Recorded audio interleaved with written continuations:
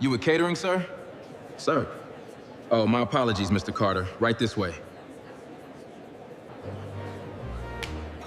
Get this man a towel. Looks like he's sweating through that budget suit. Who let him into VIP? A man walks into a ballroom wearing a suit that costs less than the tablecloths. Within the hour, someone pours wine down his chest in front of 200 guests and calls him staff. What nobody in that room knew was simple. He didn't just belong at that party. He owned the $750 million deal everyone in that room was there to celebrate. By morning, the people who humiliated him would lose everything they had ever built. And they would have nobody to blame but themselves. The night felt expensive before anyone even walked inside. Crystal chandeliers dripped light over white tablecloths. A string quartet played something soft that nobody actually listened to.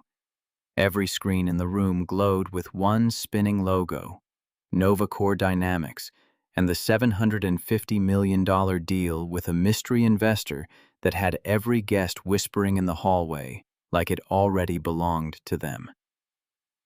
Trevon Ashby walked through the doors in a navy suit, a simple watch, a clean fade, nothing loud, nothing that begged for attention. That was exactly how he liked it. Let them guess, let them assume. Security stopped him before he even made it past the entrance. "You with catering, sir?" the guard asked, looking him up and down. Trevon said nothing. He simply lifted a black card with a silver seal. The guard's face went red, but the damage was already done, because that same energy followed Trevon everywhere he walked. Two women in sequined dresses clutched their purses tighter as he passed, like he might bump into them by accident. A man in a tuxedo cut directly in front of him at the bar. "Staff line's over there, right?" Trevon didn't answer. He simply stepped aside and ordered water. If tonight unfolded the way he had planned, he wouldn't need to explain a single thing to anyone in this room. Across the ballroom, the host tapped the microphone, and every camera swung toward the stage. "Ladies and gentlemen, welcome to the NovaCore Dynamics Gala." Applause rose like a rehearsed reflex. Trevon stood near a marble column, close enough to see everything, far enough to stay invisible. "Tonight we celebrate a historic partnership," the host announced, smiling too wide. $750 million, a deal that will reshape this entire market. Greed thickened in the air like perfume. Then she appeared. Peyton Kessler, the CEO's wife, glided onto the stage in a gold dress that caught every light in the room, waving like a queen greeting her subjects. Beside her stood her husband, Grant Kessler, the public face of NovaCore, his suit pressed so sharp it looked dangerous. Every eye in the room locked onto them. Every eye except the one man who actually owned the company they were about to sign a fortune away to. Whispers started before Trevon even moved. "That guy keeps popping up where he shouldn't," one guest murmured. "Betting he's trying to blend in." Her friend laughed under her breath. "Cute suit, though." Trevon ignored it completely, his steps easy, his face calm, the carpet swallowing the sound of his shoes. Peyton spotted him first, and her smile curled slow, like she had just found a target she'd been hunting all night. She whispered something to Grant, and his eyebrows dropped as he stepped off the stage, walking straight toward Trevon with a tight, fake charm plastered across his face. "Sir, are you supposed to be standing here?" Grant asked, tapping Trevon's sleeve like he expected him to flinch. "I'm fine here," Trevon said, his voice soft and unbothered. "Just observing," Grant chuckled, snapping his fingers at a passing server. "Observing? Right. Get this man a towel. Looks like he's sweating through that budget suit." A few guests glanced over, trying not to stare. Someone whispered too loudly, "Who let him into VIP? Staff entrance is on the other side." Peyton arrived next, heels clicking in a sharp, clean rhythm. She lifted a wine glass off a passing tray without even glancing at the server, then looked Trevon up and down like he was something she'd stepped in. Sweetie, if you needed extra work tonight, you could have just signed up. Pretending to be a guest isn't the move. She pushed the glass toward his chest. Go take this to table 3. They're waiting. Trevon didn't move. Her smile cracked. Seriously, do your job. Grant snatched the glass from her hand, raising it high like he was performing for the entire ballroom. Allow me. One less confused worker ruining the vibe. He tipped the glass forward and poured it straight down Trevon's chest. The wine hit warm and sharp, sliding down his collar in dark red lines. Gasps cracked through the room. Phones lifted instantly. Someone was already recording. Yo, he actually did that, a voice whispered in disbelief. Peyton laughed softly under her breath. Maybe now he knows where he stands.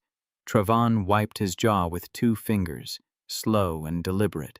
He straightened his jacket, turned, and walked toward the exit without saying a single word. A server near the door whispered as he passed, "That man just walked out like he owns this whole place." Nobody believed it. Not yet. The hallway outside felt cooler, almost silent after the noise he had left behind. Trevon walked steady, fingertips brushing the wine stain spreading across his jacket. He took one slow breath, then pulled out his phone. The screen lit his face. He tapped a single contact and a voice answered instantly. "Ready for instructions, sir?" Trevon's voice stayed low and even. "Pull the offer. Freeze every channel. Announce it now." Understood. The call ended. No emotion, just motion.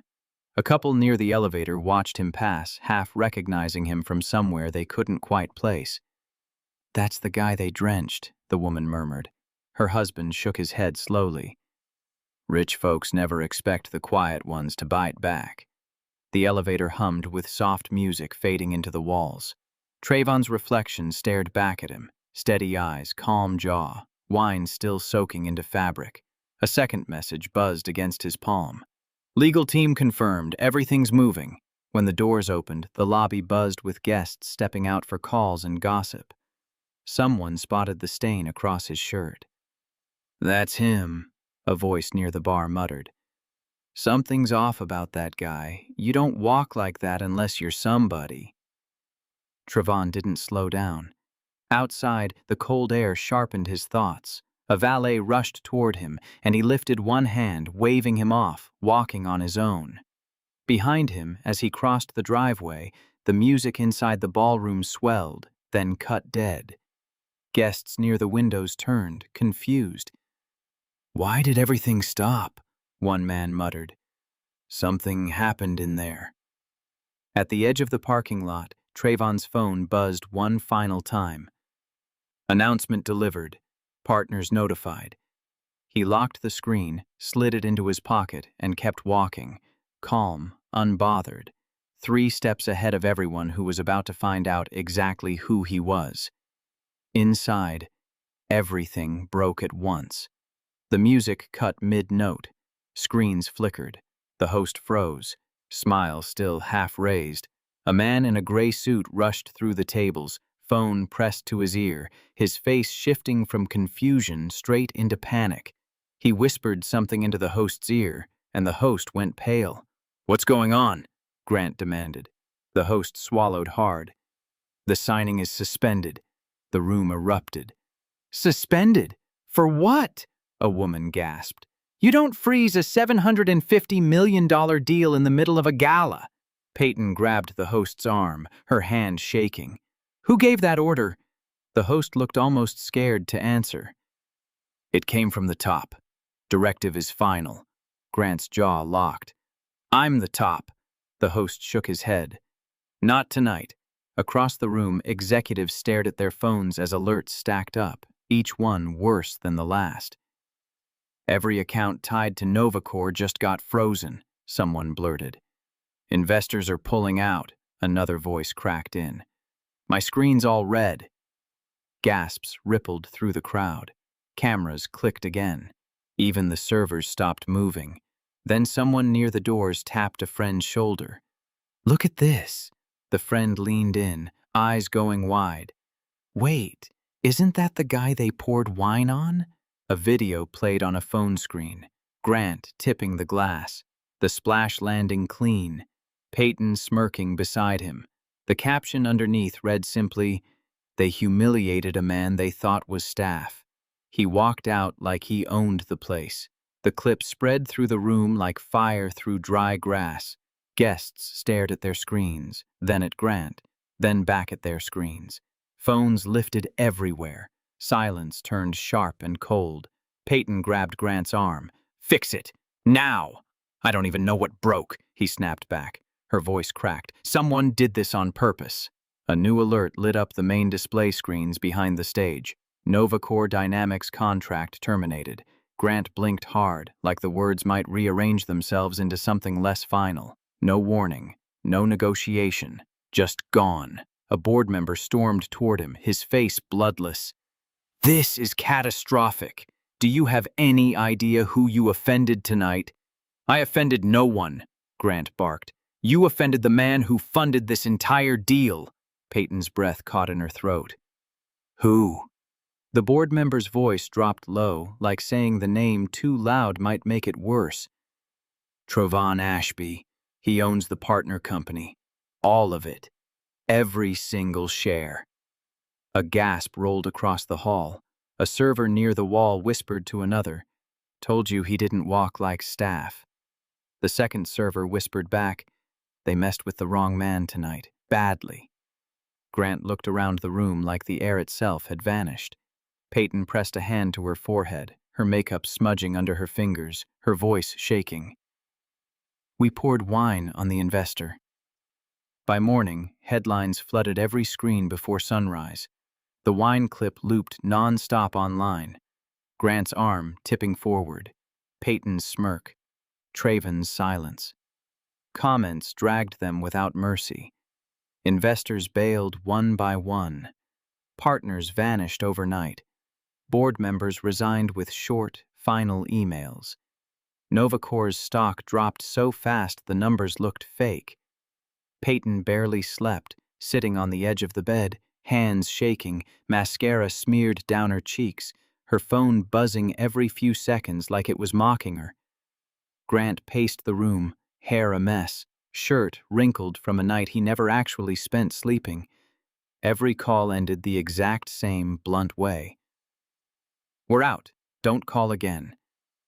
By noon, Peyton finally said it out loud. "We have to talk to him. If we don't, everything is gone." Grant hesitated, jaw tight, then nodded, weak, defeated, completely out of options. They drove across town to Trevon's neighborhood, quiet streets, ordinary houses, the total opposite of the chaos they had woken up inside. When Trevon opened the door, he studied them with calm eyes, like the entire storm outside hadn't touched him at all. Peyton spoke first, her voice breaking halfway through the sentence. "We were wrong. We treated you like nothing. Please, let us fix this." Grant's voice shook too. "We lost everything. Just give us a chance to talk." Trevon stepped aside, but he did not invite them in. His tone stayed soft, firm, and final. "You didn't lose everything today. You lost it the second you decided a person's worth came from your own comfort." They stood there in silence, small in a way they had never been small before. "You built a world," Trevon said, "where you believed disrespect had no cost. Now you're just seeing the bill." Peyton wiped her face, whispering, "We didn't know who you were." "That's the problem," Trevon said. "You didn't care who I was." Grant swallowed hard. "Is there anything we can do?" Trevon shook his head, once, slow and final. "The deal is gone. The trust is gone. And my door is closed." He stepped back into the doorway, already turning away, already done with them. "Walk carefully," he said quietly. "The world is smaller than you think." They left with nothing. His life kept moving forward. Their legacy stayed right there on that porch, cracked wide open, and it never got picked back up again. Some lessons only get taught once. Respect costs nothing to give, but disrespecting the wrong person can cost you absolutely everything you have ever built. Trevon Ashby walked into that ballroom carrying more power than anyone in that room could imagine, and he walked out proving that quiet money speaks louder than any amount of noise.